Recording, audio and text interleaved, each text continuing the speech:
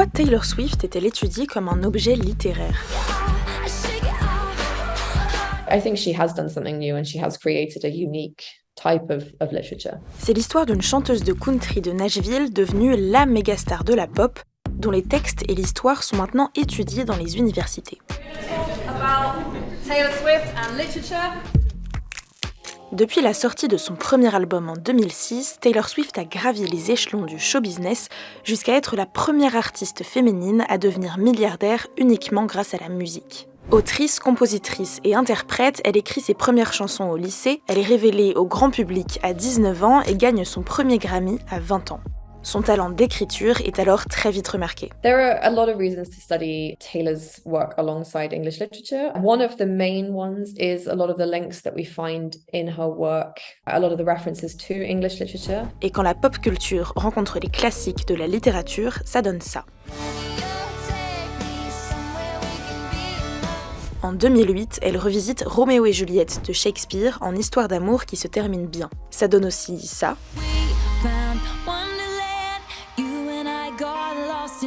Une chanson entière qui fait référence à Alice au pays des merveilles pour parler d'une histoire d'amour d'apparence merveilleuse et qui finit par vous rendre fou. Ou encore des références moins évidentes comme celle-ci. The Great Gatsby by F. Scott Fitzgerald was written and set in the 20s. In America, and that's a period known as the Roaring Twenties, where, you know, there was a lot of like partying and drinking and kind of wild times. So she's using Gatsby there to sort of, as a shorthand for, extravagant, hedonistic partying. Et puis, Taylor Swift, c'est une star américaine devenue célèbre très jeune, qui a d'abord plu à l'Amérique conservatrice,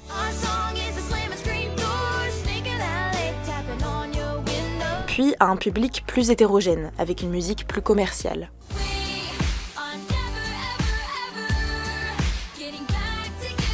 Jusqu'à devenir une des reines de la pop comme Rihanna, Shakira ou Beyoncé.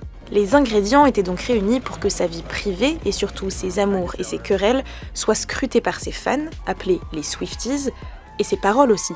There's an idea that all of her songs are about a particular person or a particular moment or a particular event. Her fans really want to get to the bottom of that, so they get really deep into the analysis of the symbolism and the metaphors, and obviously that is what we do in literary scholarship. Et ce n'est pas la matière qui manque, puisqu'en 16 ans, Taylor Swift a sorti 10 albums. She has such a big back catalogue, and she has these very distinctive eras, these very distinctive aesthetics, genres. It is comparable with, for example, a novelist. Each album is a kind of novel in itself. It tells a story. It has a kind of emotional resonance. De la country à la folk, en passant par la pop et l'électropop, Taylor Swift s'est essayée à différents styles musicaux.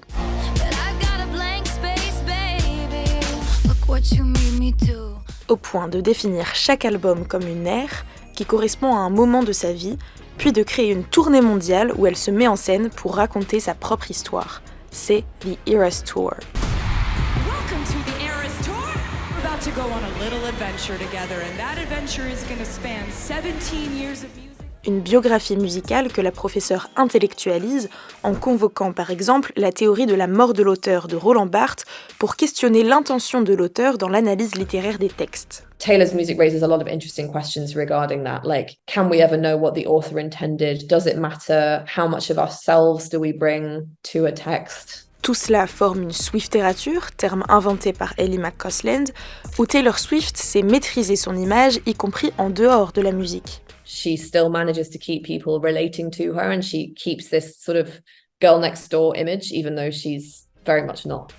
Aujourd'hui, elle est tellement puissante qu'on parle d'un effet Taylor Swift sur l'industrie du cinéma, sur l'économie des États-Unis et même sur la politique internationale. I'm not saying that she is the best songwriter in the world ever, right? That's never been what I'm trying to say, but you can't argue that she is one of the most popular, and she has broken records and she's created something that very few other artists have done, and that is why we should study it.